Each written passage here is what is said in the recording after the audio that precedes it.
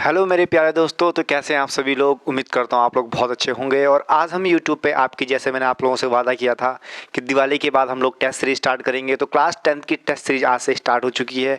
अभी हम लोग टेस्ट सीरीज चैप्टर वाइज कर रहे हैं, जैसे कि मैं नंबर सिस्टम लेके आया हूँ।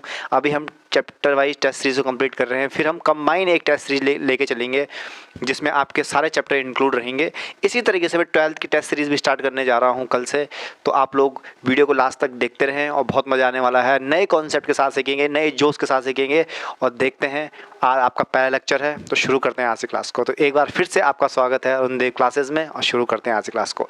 तो आज बच्चों हम लोग डिस्कस करने जा रहे हैं, नंबर सिस्टम करने जा रहे हैं, जिसका पार्ट फर्स्ट हम लेके आए हैं आज, नंबर सिस्टम। इसमें आपको कंप्लीट जानकारी में देने वाला हूँ कि किस तरीके से क्वेश्चन आपके एग्जाम में हिट करते हैं और कैसे आपको उनके साथ डील करना है। ठीक है, देखिए जरा, जैसे कि पहला क्वेश्चन आपके स्क्रीन पर दिख रहा है। ठीक है, the sum of a rational and irrational number is. मैंने क्वेश्चन को बायलैंग्वेज लाने की कोशिश करी है, Hindi as well as English, क्योंकि बहुत सारे बच्चों को क्या होता है, इंग्लिश हिंदी मीडियम से बच्चे हैं। जैसे हमारा, मैं उत्तराखंड से हूँ तो यहाँ पे यूके बोर्ड है, उसी तरीके से बिहार बोर्ड है, बहुत सारे ऐसे बोर्ड है जहाँ पे क्या होता है, हिंदी मीडियम को ज़्यादा प्रेफरेंस दी जाती है। तो उस वजह से क्या होता है, बच्चों को समझ में नहीं आता है। ठीक है, तो ये चीज़ हमें भी कठिनाई होती है, आप लोगों को भी प्रॉब्लम होती है। तो हमारा जो मेन मोटो है वो हर बच्चे को एजुकेशन देना है, और हमारे सारे बच्चे बराबर हैं। शुरू करते हैं आज क्लास को। The sum of the rational and irrational number, एक रैशनल नंबर और एक इरेशनल नंबर, एक परिमेय संख्या एक अपरिमेय संख्या, दोनों का यदि मैं सम कर दूं तो मुझे क्या मिलेगा। देखो, रटना नहीं है, ऑप्शंस को रटना नहीं है, स्टेटमेंट को रटना नहीं है, दिमाग में नॉलेज है, अप्लाई करो। ठीक है, रैशनल नंबर मैंने ले लिया 2, ठीक है, इरेशनल नंबर ले लिया मैंने √3, कोई सा भी ले लो, यहाँ 5, कुछ भी नंबर ले लो, कोई सा रैशनल नंबर ले लो, एक इरेशनल नंबर ले लो। तो जो नंबर सिस्टम में आपने पढ़ा होगा ना, एनसीईआरटी का एक्सरसाइज 1.1, ठीक है, तो उसमें आपको क्या आएगा लिखने के लिए, 5 + 1 या 1 + √3 को इरेशनल प्रूव करके दिखाओ। तो ये नंबर आपका क्या है, इरेशनल नंबर है। ठीक है, बात खत्म, आंसर टिक आ गया। ठीक है, अपरिमेय संख्या, कि यदि मैं एक रैशनल, एक परिमेय और अपरिमेय संख्या का क्या करता हूँ, एडिशन करता हूँ, then we get irrational number. Is that clear.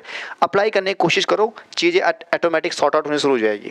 ठीक है, सेकंड क्वेश्चन की तरफ चलते हैं, कॉन्सेप्ट के साथ सीखने की कोशिश करेंगे। ठीक है, the product of rational irrational number, कुछ मत देखो, ऑप्शंस को थोड़ी देर के लिए भूल जाओ। परिमेय और अपरिमेय संख्या का क्या चाहिए आपको, गुणनफल चाहिए। तो उसका क्या होता है, अब एग्जाम्पल, फिर एग्जाम्पल लेंगे। क्या कह रहा है, रैशनल नंबर कह रहा है, तो रैशनल नंबर आपके पास क्या जाता है, 2 मैंने ले लिया।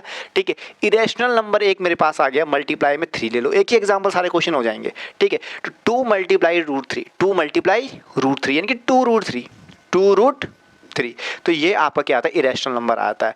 आपको पता है रैशनल और इरेशनल दोनों नंबर क्या चीज़ होते हैं। रैशनल नंबर वो होते हैं बच्चों जिसको हम P/Q की फॉर्म में लिख सकते हैं, P/Q की फॉर्म में लिख सकते हैं, that is called irrational number. Irrational number क्या होते हैं, जिनको हम P/Q की फॉर्म में नहीं लिख सकते हैं। क्लियर हो गया। दूसरा आता है कि आपका टर्मिनेटिंग की कंडीशन में, नॉन टर्मिनेटिंग कंडीशन में क्या आता है, non repeating, non terminating, that is called irrational number. Repeating and terminating, that is called rational number. समझ में आ गया। ठीक है, non terminating, non repeating irrational number होता है। ठीक है, और दूसरी भाषा में आप समझ सकते हो कि P/Q की फॉर्म में जो नंबर होंगे वो आपके रैशनल होंगे, अदरवाइज इरेशनल होंगे। क्लियर हो गया, गुड। आगे चलते हैं, क्वेश्चन को और अच्छे समझने की कोशिश करते हैं। ठीक है, तो इसका आंसर आपका इरेशनल नंबर हो गया। ठीक है, आगे चलते हैं। देखिए, the product of 2 different irrational number always. अब देखो यहाँ पे चीज़ें आपको, अगर रटोगे ना क्वेश्चंस को, तो 3 क्वेश्चन में इरेशनल नंबर पे लेके आ गया, तो तीनों में आप स्टेटमेंट कंफ्यूज हो जाओगे।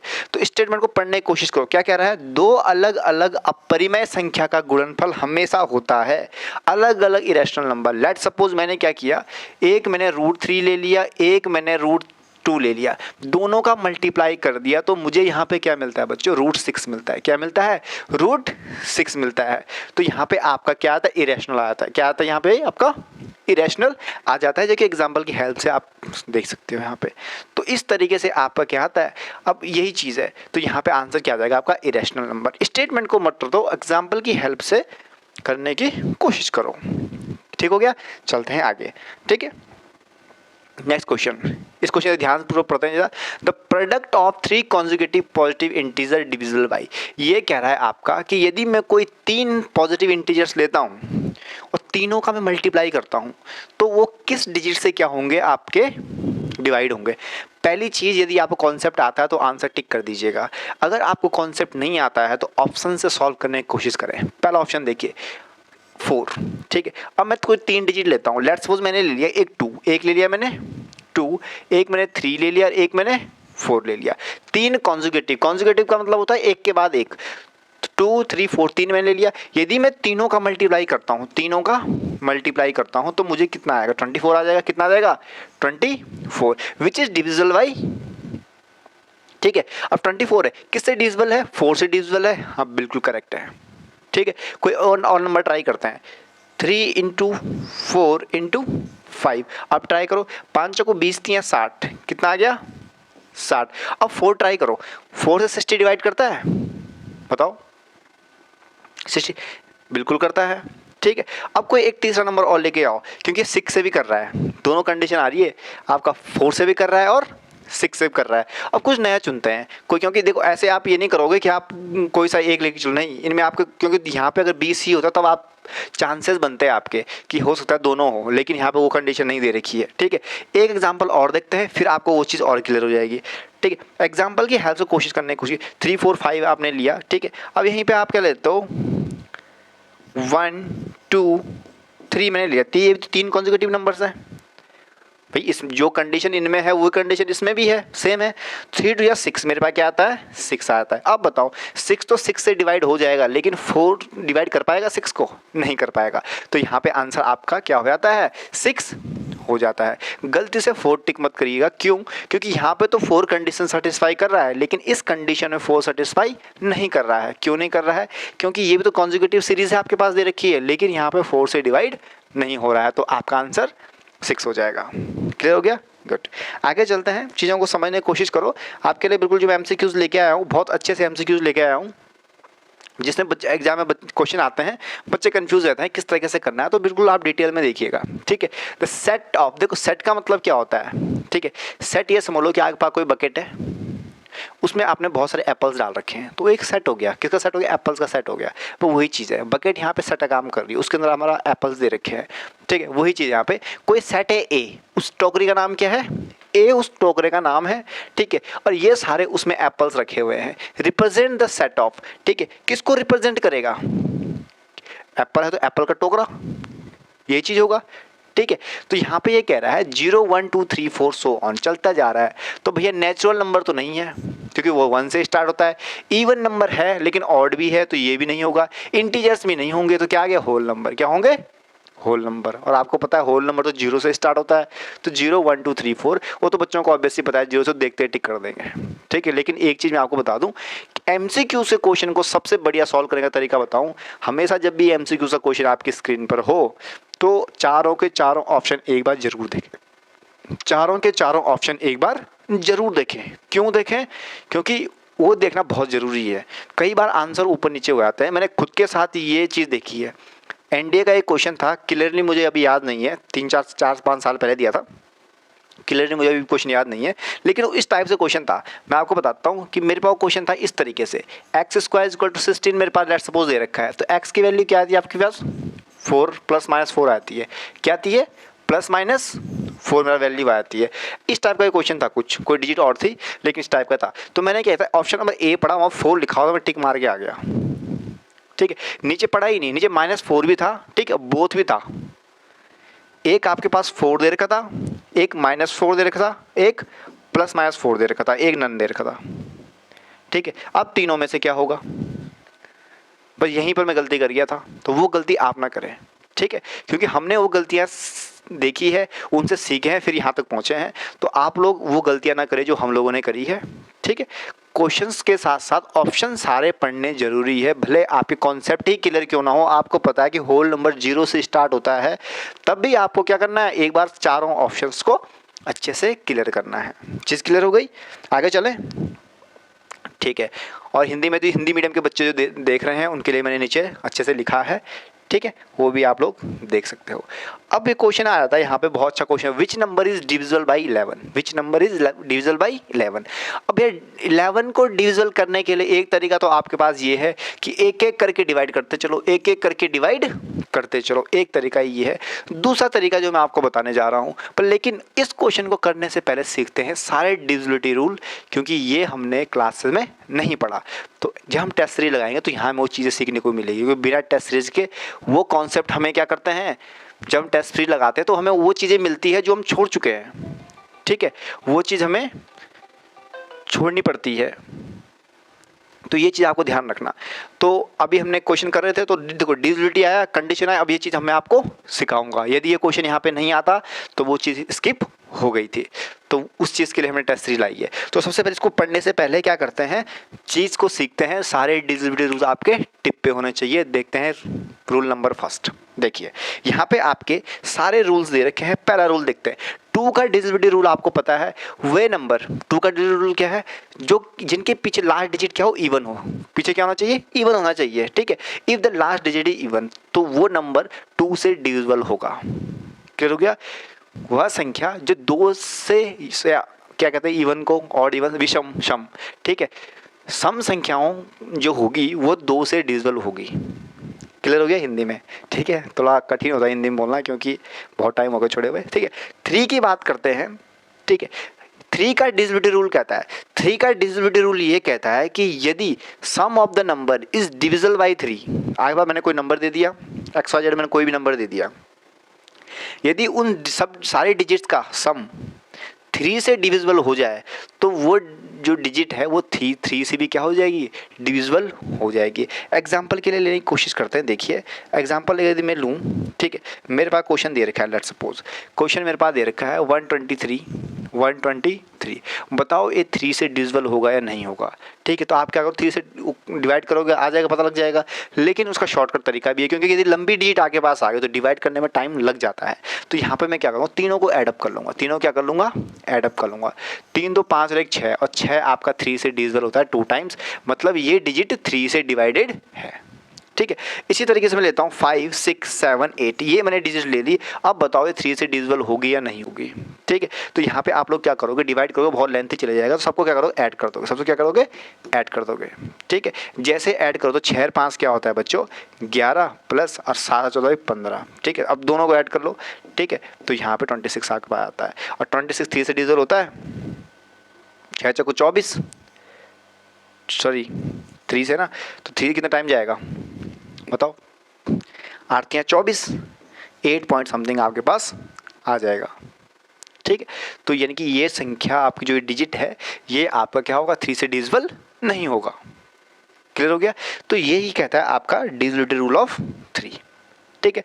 डिविजिबिलिटी रूल ऑफ 4 की बात करते हैं कि चौथा जो रूल है, ठीक है, कि ऐसी कौन सी डिजिट है जो 4 से डिवाइड हो जाए। तो सबसे मेन बात इसमें 2 का काम करता है। 2 का 4 के साथ रिलेशन है, 4 का 8 के साथ रिलेशन है, 3 का 6 के साथ है, 6 का 9 के साथ है, ये चीज़ ध्यान रखना। 4 की बात करते हैं, if last 2 digit are divisible by 4, आपके पास कोई नंबर है, उस नंबर में क्या हो रहा है, लास्ट के 2 डिजिट यदि 4 से डिवाइड हो रही है तो वो पूरी डिजिट 4 से डिविजिबल हो जाएगी। चीज़ क्लियर हो गई। 5th की बात करते हैं। 5th तो भाई सबको पता है, बहुत सिंपल सा है कि जिस डिजिट के पीछे या 5 हो या 0 हो तो वो क्या होगी, 5 से पूरी पूरी डिवाइड हो जाएगी, ठीक है। इसकी बात करते हैं कि 6 का रूल क्या है। 6 का रूल क्या कहता है, if the number is divisible by 3 and 2, मैंने कहा था ना 3 का रिलेशन 6 से रहेगा। ऐसी डिजिट जो 3 से भी डिविजिबल है और 2 से भी डिविजिबल है, तो ऑब्वियस सी बात है वो डिजिट 6 से भी डिविजिबल रहेगी। लेकिन एक चीज़ ध्यान रखना, इन दोनों में से कोई एक डिजिट अगर कम हो गई, मतलब 3 से हो रही, 2 से नहीं हो रही है, तो 6 से नहीं होगी। ऐसी संख्या जो 3 और 2 से दोनों से भाग हो जाए तो वो क्या होती है, 6 से भी भाग उसका हो जाता है। क्लियर हो गया। डिविजिबिलिटी रूल ऑफ 7 क्या कहता है वो भी जब पढ़ लेते हैं, ठीक है। Double the last digit and subtract it from a number made by the other digit, the result must be divisible by 7। Simple सा है, ठीक है। कुछ भी चीज़ आपके पास जो चीज़ दे रखी है ना, जिन बच्चों को रूल, वैसे बच्चों सबने रूल पढ़े हैं लेकिन भूल जाते हैं, तो वो चीज़ आप एक बार स्क्रीनशॉट ले लो, आपको यहाँ पे देखने को मिल जाएगा, ठीक है। तो आप स्क्रीनशॉट यहाँ पे ले सकते हो। उसी तरीके से आपके पास 8 है, the last 3 digit are divisible by 8। यदि आखिरी की 3 संख्याएं आर से डिवाइड हो जाती है तो वो आपके क्या कहता है कि वह पूरी डिजिट किससे हो जाएगी, 8 से भी डिविजिबल हो जाएगी, ठीक है। 9th क्वेश्चन क्या कह रहा है, 9th को भी देखो, ठीक है। 9th क्वेश्चन कह रहा है if the sum of the digit is divisible by 9, वो भी हो जाएगी। If the number end is 0, यदि कोई नंबर 0 पे एंड हो रही है तो वो क्या हो रहा है आपका 10 से डिविजिबल हो जाएगी। 1 सेकंड टाइम दीजिएगा मुझे, 1 मिनट का। हाँ, तो यहाँ पे हम लोगों ने क्या किया, सारे डिविजिबिलिटी रूल हमने यहाँ पे डिस्कस कर लिए हैं। अब क्वेश्चन को आगे पढ़ते हैं, ठीक है। तो 11 की बात कर रहे हैं, 11 आप मुझे कमेंट सेक्शन में बताना कि 11 का क्या होगा, ठीक है। 11 का मैं आपको उसका रूल बताता हूँ, उसका रूल क्या है, बेसिक रूल, वो मैं आप लोगों के साथ डिस्कस कर लेता हूँ ताकि आपको उस चीज़ में दिक्कत ना आए, ठीक है। ये देखिए, ये आपका 11 का रूल है। 11 का रूल क्या कर रहा है, if the number of a digit of a number is even then at the first digit and subtract the last digit from. कुछ समझ में नहीं आया सर, कुछ बढ़िया तरीके से बताओ। बिल्कुल समझ में नहीं आया पक्का? देखो कैसे करना है। देखिए, आपके पास कोई नंबर है 37, देखिए आपके पास नंबर दे रखा है 3784, ये मेरे पास नंबर दे रखा है। क्या कह रहा है जरा ध्यान से देखना, कितने नंबर है टोटल? 4 नंबर है। कितने नंबर है? 4 नंबर। तो ये 4 नंबर, जो 4 आपने लिखा है, ये क्या है? इवन नंबर है। ये आपका क्या है? इवन नंबर है। तो इवन नंबर के लिए रूल आपके पास दे रखा है कि यदि आपका नंबर इवन आ जाता है तो आपको क्या करना है, जो बाकी जो डिजिट बची है, ठीक है, अब आपने जो बीच की डिजिट है 3 और 4 को आपने छोड़ देना है, बाकी देखना है, ठीक है। तो 78 प्लस पहले डिजिट को प्लस करना है, तो 3 मैंने प्लस कर दिया, लास्ट डिजिट को माइनस करना है। जो आंसर आएगा वो आपका क्या होना चाहिए, वो आपका क्या होना चाहिए बताओ? 77 यहाँ पे आ रहा है, ठीक है। उसको चेक करेंगे कि वो डिवाइड हो रहा है 11 से या नहीं हो रहा है। ये इसका रूल कह रहा है। क्या कहता है, यदि आपके total number of digits even आती है एट द टाइम पे, पहली वाली जो डिजिट है फर्स्ट नंबर, ठीक है, उसको एडअप करेंगे, लास्ट वाली को सब्ट्रैक्ट करेंगे। किससे करेंगे? बाकी जो नंबर बचे हुए हैं। ये था पहला रूल, ठीक है। दूसरा रूल क्या कहता है, यदि आपके जो नंबर्स हैं ऑड आते हैं, जैसे कि यहाँ पे देखो 82907, 82907, और इनको काउंट करो तो इनकी जो पूरी संख्या है वो कितनी है? 5। कितनी है? 5 आपके पास दे रखी है। अब 5 तो ऑड आ गया है। यहाँ पे इवन के लिए तो पढ़ लिया कि हाँ भाई पहले को जोड़ना है, आखिरी वाले घटाना है बाकी संख्याओं से। यहाँ पे क्या आ गया? 5 आ गया। तो इसके लिए भी यहाँ पे रूल कहता है, क्या कहता है, ठीक है, कि पहले वाले नंबर को क्या करना है? माइनस करना है, और दूसरे वाले को भी क्या करना है? माइनस करना है। दोनों को ही क्या करना है? यहाँ पे माइनस करना है। जैसे कि यहाँ पे डिजिट दे रखा है, ठीक है, तो यहाँ पे डिजिट दे रखा है 8290। क्लियर हो गया? ठीक है। तो 290 से मैं क्या करूंगा? पहले वाले को भी क्या कर दूंगा? माइनस कर दूंगा, और आखिरी वाले को भी क्या कर दूंगा? माइनस कर दूंगा। यहाँ पे 7 था ना, हाँ, ठीक है। तो 290 से मैं क्या करूंगा? 8 को भी माइनस कर दूंगा और 7 को भी माइनस कर दूंगा, जो कि मैंने यहाँ पे किया है। और फिर चेक करेंगे कि जो मेरे पास रिजल्ट आया है वो 11 से डिविजिबल है या नहीं। यदि हो जाता है तो आंसर हमारा क्लियर हो जाए कि हाँ भाई ये पूरी डिजिट 11 से हो जाती है। क्योंकि अगर नॉर्मल आप डिवाइड करने बैठे तो बहुत टाइम लग जाएगा। वैसे अगर बहुत सारे बच्चों की कैलकुलेशन फास्ट रहती है तो वो लोग क्या करते हैं, फटाफट कर लेते हैं, आंसर आ भी जाता है, कोई बड़ी बात नहीं है, ठीक है। वो कैलकुलेशन के बच्चे अपने खुद पे डिपेंड करते हैं। बाकी आपकी बुक्स के रूल हैं जो मैंने आपको बताया, ठीक है। मैं होता साइज से मैं तो शॉर्टकट ही करता, ठीक है, इतना लॉन्ग मैं भी नहीं लेता। एक रूल और भी होता है इसका, वो भी देखेंगे। Express 98 as a product of primes. देखो 98 को मैं किस तरीके से सॉल्व कर सकता हूँ वो देखते हैं। जरा देखिए, अगर इसको हम सॉल्व करें, ठीक है, ऑप्शन के अकॉर्डिंग सॉल्व करते हैं। देखिए पहला 4 आपके पास 7 चौको 28 आ गया, एक कितना आ गया? 28, तो ये भी गया। सेकंड को देखते हैं, ठीक है, ये आपके पास 49, ठीक है, 9 चौको 36, लास्ट में 6 आ रहा है तो ये भी गया। हमें तो 98 चाहिए, ठीक है। यहाँ पे देखते हैं 2 मेरे पास आ गया, 49 आ गया, तो 9 दूनी 18, 4 दूनी 8 और 1 9, 98, बस आंसर आ गया ऑप्शन नंबर 3। डी चेक मत करो, डी चेक करने की जरूरत ही नहीं है। जो ऑलरेडी 2 एलिमिनेट कर चुके हैं तो चौथे की में जरूरत नहीं है, ठीक है। तो इस तरीके से एलिमिनेट तरीके से भी क्या करना है, आपको ऑप्शंस को सॉल्व करना है। तो ये आपका एमसीक्यू बहुत इंपॉर्टेंट क्वेश्चन है, प्रीवियस ईयर क्वेश्चन है, एग्जाम में आ चुका है। ये क्वेश्चन देखिए, ये क्वेश्चन बहुत इंपॉर्टेंट है। For some integer p every even integer is a form of. हर एक इवन इंटीजर क्या होगा, किस फॉर्म में होगा, मुझे बताओ। इवन नंबर का मतलब क्या होता है? जो 2 से क्या करे, डिविजिबल हो जाए, मतलब वो क्या होगा? 2 का मल्टीपल होगा, 2n होगा। क्या होगा? 2n होगा, ठीक है। तो वो चीज़ देखो 2n यहाँ पे कहाँ पे है? 2n+1। अगर मैं इसको देखूँ तो यहाँ पे क्या करो, कोई भी एक नंबर डालो, कोई भी एक नंबर डालो, आप दिमाग में कुछ भी डाल दो और चेक करो। सभी ने 1 डाला यहाँ पे, ठीक है, तो 3 हो गया। 3 तो भैया आपके क्या होता है, इवन फॉर्म है नहीं, तो यहाँ पे आंसर आपका डायरेक्ट क्या हो जाएगा? बी क्या हो जाएगा? आपका आंसर हो जाएगा, ठीक है। ये चीज़ है। नेक्स्ट क्वेश्चन तरफ चलते हैं। देखिए ज़रा, for some integer p every odd integer. अब इवन का देखो, इवन का यदि 2p था तो ऑड क्या होगा +1। भाई एक इवन होता है एक ऑड होता है, एक इवन होता है एक ऑड होता है, तो उसका कॉन्जुगेटिव जो नंबर होगा वो क्या होगा आपका ऑड होगा। तो 2p + 1 आपका क्या आ जाएगा, ऑड नंबर आ जाएगा। तो ऐसे सिंपल सिंपल छोटे छोटे क्वेश्चन आपके नंबर सिस्टम से क्या होते हैं बोर्ड एग्जाम में बनते हैं, ठीक है। और बच्चे क्या होते हैं कंफ्यूज हो जाते हैं। तो ध्यान रखिएगा, ये जो मैं पढ़ा रहा हूँ ये बोर्ड एग्जाम के तरीके से पढ़ा रहा हूँ, जो बोर्ड एग्जाम में क्वेश्चन पूछे जाते हैं। 20 MCQs आपके सिलेबस में आते हैं पेपर में, तो 20 MCQs को हम कंप्लीट करना है और टारगेट हमें कैसे भी करके है, ठीक है, जिनमें से आपका एक क्वेश्चन ना छूटे। बिल्कुल मैंने आपको बेसिक से सिखाने की कोशिश करी। SCF of 8, 9, 25। 8, 9, 25 का SCF क्या होगा। 8 की अगर बात करें तो 8 और 9 में तो कुछ भी कॉमन नहीं है, तो SCF क्या हो गया 1। SCF क्या हो गया 1। सीधा से दिमाग लगाओ, करने के लिए आप इंडिविजुअल भी कर लो, कोई दिक्कत नहीं है, ठीक है। डिवीजन मेथड जो मैंने आपको LCM में सिखा रखा है, आप देख सकते हो वहाँ पे। तो एक चीज़ कॉमन क्या है दोनों में, आपके पास हाईएस्ट कॉमन फैक्टर क्या है 1 ही है। 1 के अलावा इन दोनों में कुछ कॉमन है। 8 ही फैक्टर क्या होता है 2, 2, 2, 2 होते हैं। ऐसा क्या होता है 3 × 3 होते हैं, कुछ कॉमन नहीं आता। 1 कॉमन आ गया, 1 आ गया, 25 आ गया। अब 1 और 25 में क्या कॉमन है, सिर्फ 1 कॉमन, तो आंसर 1। ज़्यादा सोचने की जरूरत ही नहीं है, ठीक है। बाकी अगर आपको ऐसा लगता है तो निकाल लो। 8 डिवाइड कर दो 9 से, तो यहाँ पे आपका 8 आ गया, बचा 1। 1 से किसको किया 25 को डिवाइड किया, तो हाँ भैया ये हो गया। यहाँ पे 25 आ गया, यहाँ पे 25 आ गया, क्लियर कर दो। तो ए क्या हो गया आंसर हो गया, 1 क्या गया आंसर। चीज़ क्लियर हुई, ऐसे ही आपको करना है। नेक्स्ट क्वेश्चन तो चलते हैं। नेक्स्ट क्वेश्चन क्या कह रहा है, the product of 3 conjugative positive integer is divisible by. ये मैं ऑलरेडी डिस्कस कर चुका हूँ इस क्वेश्चन को, ठीक है। आगे चलो,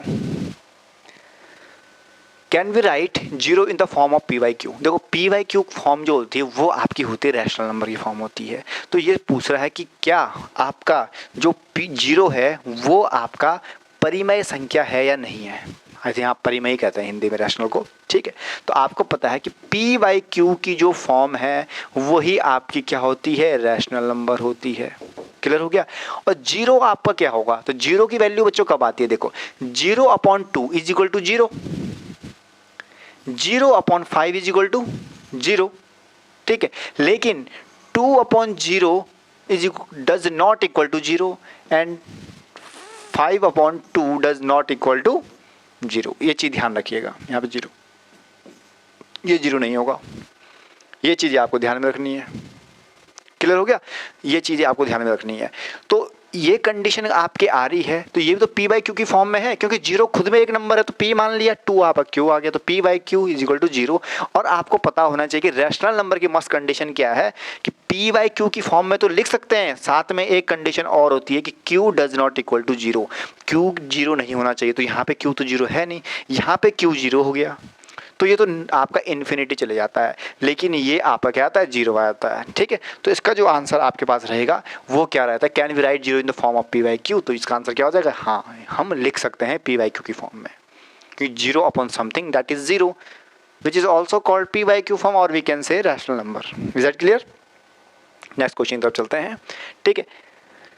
एवरी रैशनल नंबर इज, हर एक रैशनल नंबर क्या होता है, तो मैं आपको बता दूं, अगर आपने मेरी बेसिक वीडियो देखी है नंबर सिस्टम की, तो आपको मैं डिस्क्रिप्शन में सबके लिंक दे दूंगा जो इससे रिलेटेड है, ठीक है। तो मैंने आपको बताया था कि rational plus irrational number is equal to आपका क्या होता है रियल नंबर होता है। क्या होता है रियल नंबर होता है।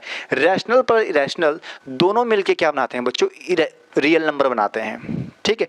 परिमेय और अपरिमेय संख्या दोनों मिलके आपके बनाएंगे वास्तविक संख्या। क्या बनाएगा, वास्तविक संख्या है, ठीक है। होल नंबर नहीं होगा, नेचुरल नंबर नहीं होगा, इंटीजर नहीं होगा, वो आपका क्या होगा real number. Rational plus rational is equal to real number, यही इसकी बेसिक डेफिनेशन है रियल नंबर की। यदि एग्जाम में रियल नंबर की डेफिनेशन लिखने को आती है तो आप वो भी आंसर लिख सकते हो। विच of the following is a irrational number. यहाँ पर थोड़ा आपका क्वेश्चन पेचीदा फंस जाता है। अब क्या सॉल्व करो, पहले क्वेश्चन की अगर बात करें, √16 अभी रैशनल है, लेकिन अब ये क्या हो जाएगा आपका रैशनल हो गया, काम खत्म, ये तो गया, ये गया। ऑप्शन बी को चेक करते हैं, ये आपके पास दे रखा है √12/3, √12 रूट पूरे के ऊपर दे रखा है, तो ब्रेक करते हैं भैया 4 × 3/3 √3 से 3 कट गया। अब 4 को मैं क्या लिख सकता हूँ +-2 लिख सकता हूँ, तो ये भी आपके पास क्या आ गया रैशनल नंबर आ गया, ठीक है। 100 की बात करते हैं तो ये +-10 की वैल्यू किसकी होती है 100 का स्क्वायर रूट आता है। 12 आपके पास बच जाता है, तो 12 क्या हो जाएगा आपका इरेशनल नंबर हो जाता है। क्लियर हो गया, बात बिल्कुल टनाटन। ठीक है, आगे चलो। लास्ट क्वेश्चन आज की टेस्ट सीरीज का लास्ट क्वेश्चन आपके पास है। ठीक है, नंबर सिस्टम से ऐसे ही क्वेश्चन आपके, मैंने प्रीवियस चीज़ सारा एनालिसिस किया है पिछले 10 साल के पेपर, तो आपके जो आपका जो नंबर सिस्टम है उससे इस टाइप के क्वेश्चन एग्जाम में पूछे जा रहे हैं। हर क्वेश्चन को उठाने की कोशिश करी है मैंने, ठीक है, ताकि कॉन्सेप्ट को सिखा सकूँ। ठीक है, which of the following is equal to x q. X q के इक्वल आपका कौन सा नंबर रहेगा, ये मुझे बताओ। यहाँ से आपका कुछ भी आपका तालमेल नहीं बैठ रहा है। क्यों नहीं बैठ रहा है, यहाँ पे देखो, एक्स की पावर 6 माइनस एक्स क्यू, ज़्यादा से ज़्यादा आप यदि इसके फैक्टर निकालोगे तो एक्स क्यूब बाहर आ जाएगा। ठीक है, और कुछ भी इसमें नहीं बचेगा। दूसरी चीज़ देखो, अब इन दोनों में क्या होता है, आपका ऑपरेशन लगता है। ऑपरेशन मैंने बहुत बढ़िया से सिखा रखा, तो इसकी वैल्यू आती है एक्स की पावर 9, इसकी वैल्यू क्या हो जाएगी, एक्स की पावर 9। ठीक है, डी की अगर बात करें, डी आपका क्या हो जाएगा, एक्स की पावर 18, तो डी भी कैंसिल, ए भी कैंसिल और बी भी कैंसिल, तो सी क्या हो गया, करेक्ट आंसर हो गया। यहाँ पे आप देखोगे तो एक्स की पावर 6 अपॉन एक्स की पावर 3, इससे ये कट गया तो एक्स की पावर 3 आपके पास बच जाता है। चीज़ क्लियर हुई। तो इस तरीके से आपको क्वेश्चन को करना है। तो ऐसे ही क्वेश्चन आपके एग्जाम में आते हैं बच्चों, जिनको आपको सॉल्व करना है, और ये बारी बारी सी चीज़ें हैं जो आपको ध्यान में रखनी है।